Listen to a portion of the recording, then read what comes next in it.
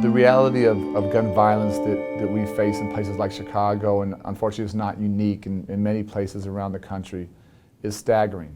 On my, above my desk in Chicago, I kept a picture that a young man, 12 or 13, a middle school student, had drawn for me. It was a picture of him. He's a fireman. He was climbing up a ladder outside a building to, assume, to go rescue somebody.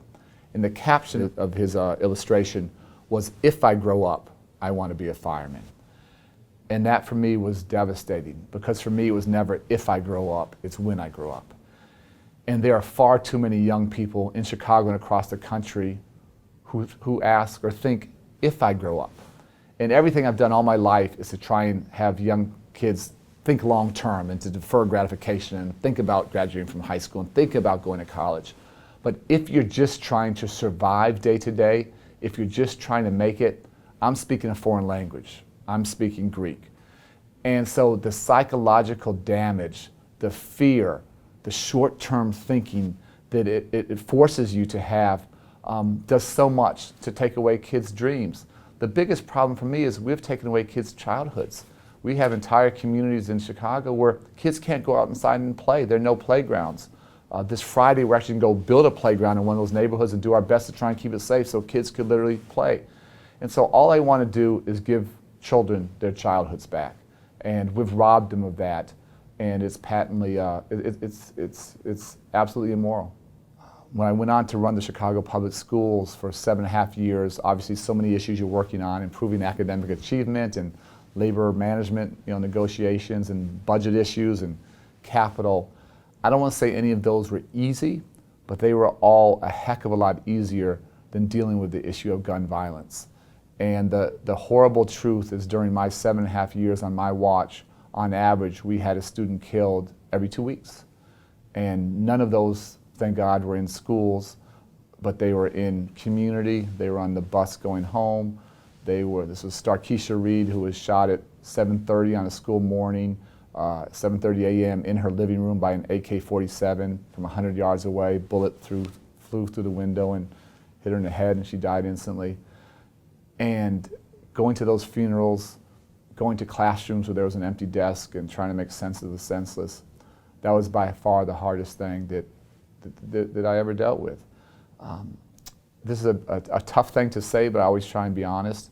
What I really thought, because the vast majority of my students in Chicago were students of color and were poor students, what I really thought is that the nation didn't care about black and brown students, and that it would take white kids being killed for anything to change.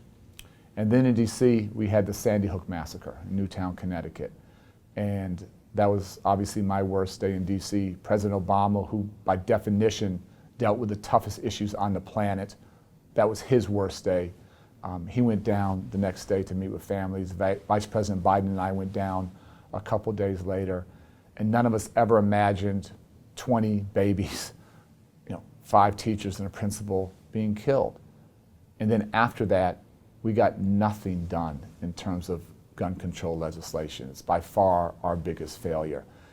And when you talk about lies in education and lies in America, what I came to understand in that aftermath wasn't just that we don't care about black and brown kids, that we don't care about any kids. We don't value their lives. We value our guns more than we do their lives. And so after that Sandy Hook massacre, seeing our inability to get anything done in terms of gun legislation, for several years I was honestly very, very pessimistic, and that's not really who I am. I'm an optimistic person by nature, but I didn't see much help.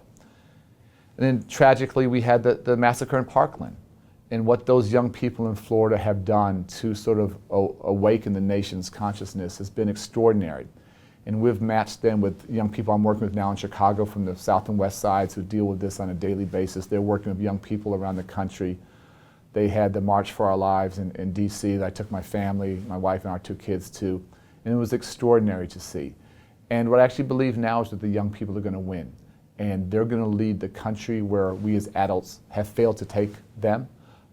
They're going to lead the country to a place that's freer of fear and trauma. Is a nation, we have raised a generation of teenagers on mass shootings, on gun violence. It doesn't happen in other countries. And when I meet with young people, I apologize all the time that we have failed to keep them safe. Doesn't happen in other countries. But these young people are leading a movement. And as you study our history, you think about the civil rights movement, you think about the protests against the Vietnam War. Those weren't led by people my age or with my color hair. Those were led by young people who are willing to put their very lives on the line to try and change America. And so I'm actually more hopeful, more inspired than I've ever been. As a nation, we're going to break through, and our young people are going to lead us where we need to go.